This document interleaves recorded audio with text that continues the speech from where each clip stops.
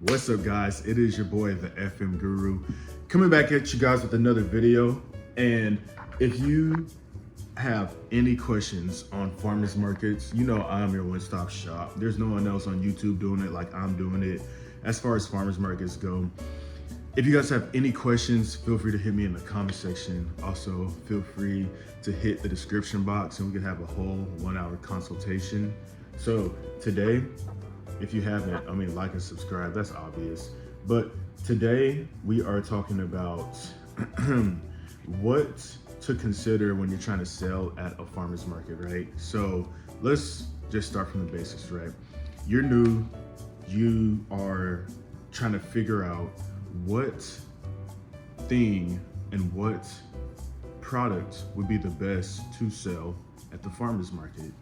So these are some things to consider.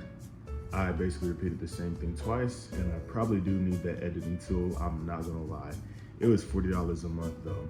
Anyways, so you want to consider when you're picking a product, who you're selling it to. So at the farmer's market, you see a lot of people, they're very health conscious, they're very health forward. So whenever you're picking a product, if it's a digestible product, an edible product, you want to make sure that it matches the vibe of health conscious. It does not necessarily have to be healthy, but it just has to be health conscious. But I will say you can get away with things that aren't healthy as well. Like there are people who sell freeze-dried candies, but if you're doing something that isn't health conscious, it has to be a twist to it to make people want to buy it. Because there are some people who go to farmers markets that aren't necessarily looking for a healthy alternative. They're just looking for, something different. And there are also some people who are just looking for artisan goods, so handmade, crafted things that you can't just get out of store. Then some people are looking for things that they know the owner who made it. They just have a confidence that this person made it, I could trust them, and I can go to it. Another thing you want to really do before you start selling, and this determines on how you pick your product, is if you're really passionate about it, because you're going to be around it all the time, you're going to be making it all the time, you're going to be thinking about it most of the time of your day, and you're also going to be talking about it all the time at the farmer's market. So for me, for example, I'm not going to talk about Barbie dolls for 24/7. For $1 million I would, but who wouldn't? But I wouldn't talk about Barbie dolls for 24/7 because I'm not passionate in Barbie dolls. I'm also not passionate in golf, so I wouldn't talk about golf 24/7. So that's another thing. Make sure whatever you do is something you're passionate about. Another big thing that I would say you guys would need to do is make sure that your product is reusable or consumable. There are a ton of people that I've seen at the market where they sell a dog collar, a dog tag, they sell necklaces, they sell rings. Guys, we want people to come back for your product. If I'm buying a ring or a necklace, let's think about it like this. You want it to be where there is a cold day in January and you have a market and everyone else is having a bad day, but there's those 3 people that come to your booth because they need to re-up on your product.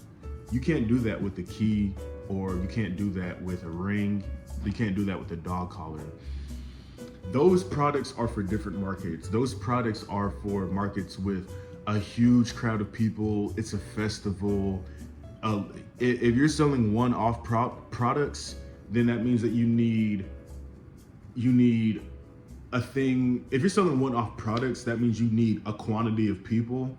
Whereas something like me and my cider, it's kind of the quality of people, because me, what I do, I take a sheet and I stop them and I let them know these are all the benefits, these are all of everything we've had.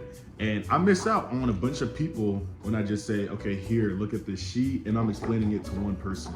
I miss out on people like, oh, who is that? But they always come back, so it's kind of okay. But I will say get a reusable product or a consumable product, because that will help you build a customer base and a consistent customer base. That's me personally.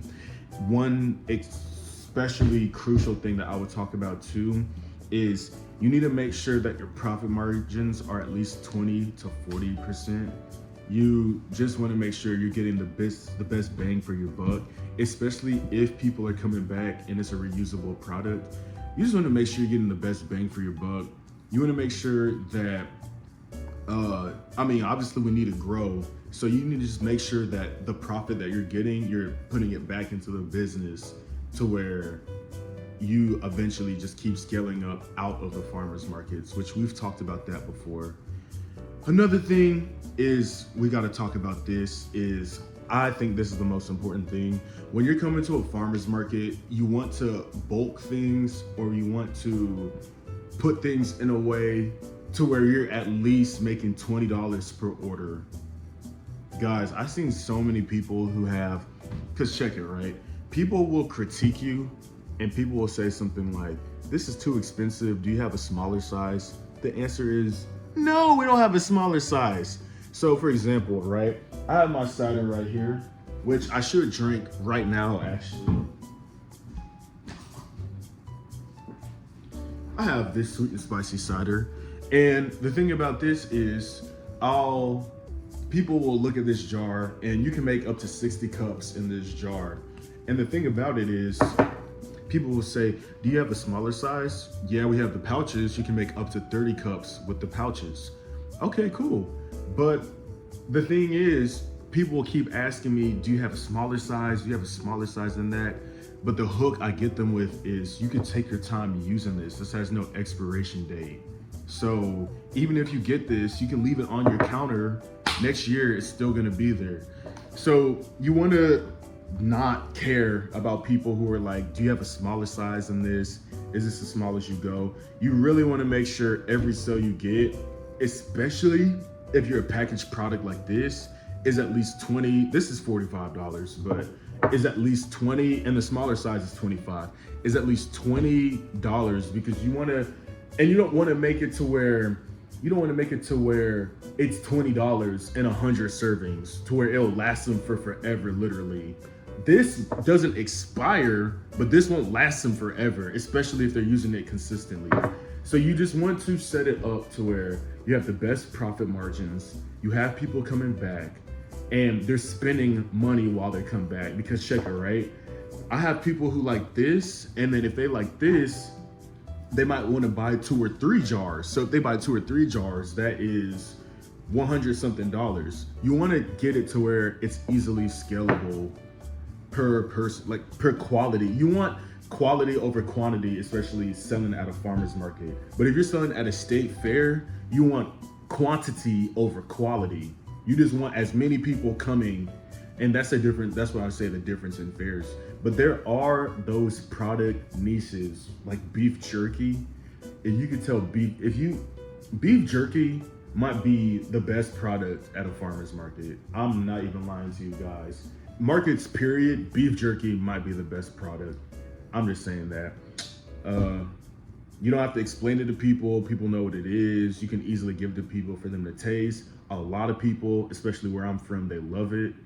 Beef jerky is really that product. Another thing you want to just make sure is that it's easy to transport whatever you're deciding to make, because I do suggest people do candles, especially if you're a girl watching this or a woman watching this, because candles are just one of those things that are gonna sell at farmers markets. People just love candles. They love waxes. You don't really have to do too much to sell it. I mean, it's right there. You smell it. And who doesn't like? I have candles. I have a ton of candles actually.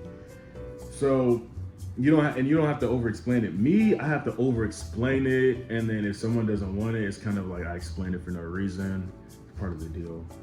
But with candles, you do have to take into account that this bin could be 100 something pounds. Then you have to get enough storage in your car to be able to transport all the candles. You have to make sure they don't melt. So you have to make sure that the transport, the setup, also take into factor the heat won't melt your products. You have to take all that into factor. What is your product? Is it soap? Is it gonna melt easily? And then you wanna also, that's what I was saying earlier with the soap. You don't wanna sell soap for $5 a bar. You wanna do something in order to get that soap, like a soap bundle, and it's $20. You wanna do something. You could wrap it up in a little gift set and say, these are our bundles of soap, variety pack, because if you give someone the option to buy one, they're going to buy one. You don't want to do that. And another thing is, I mean, a cool thing I would say is you could, from your product, you could have a unique angle to it. That does, I mean, me personally, I don't, but some people do like the fact that something has a story behind it.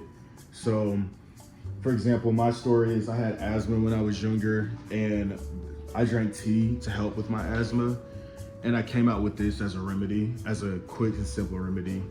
And like, for example, my neighbor, she does bread, and her story is that her grandma always had this bread recipe because she's Italian, and she just carried on the legacy of her recipe. And some people really do like the fact that there's a story behind it, there's a why behind it. And then when I tell them I'm going to Shark Tank, which I don't think I'm going anymore, they're really like, oh wow, a young man who created something for himself, he's young, he plans on going to Shark Tank, I want to invest in this product. So that's basically all I got. If you guys have any questions on what products you should pick for the market, I'll actually create like a tier list of the best, I might actually do that right now, the best farmers market products, and then I'll share that with you guys. So, yep, I'll see you guys on the flip. Thank you so much for watching.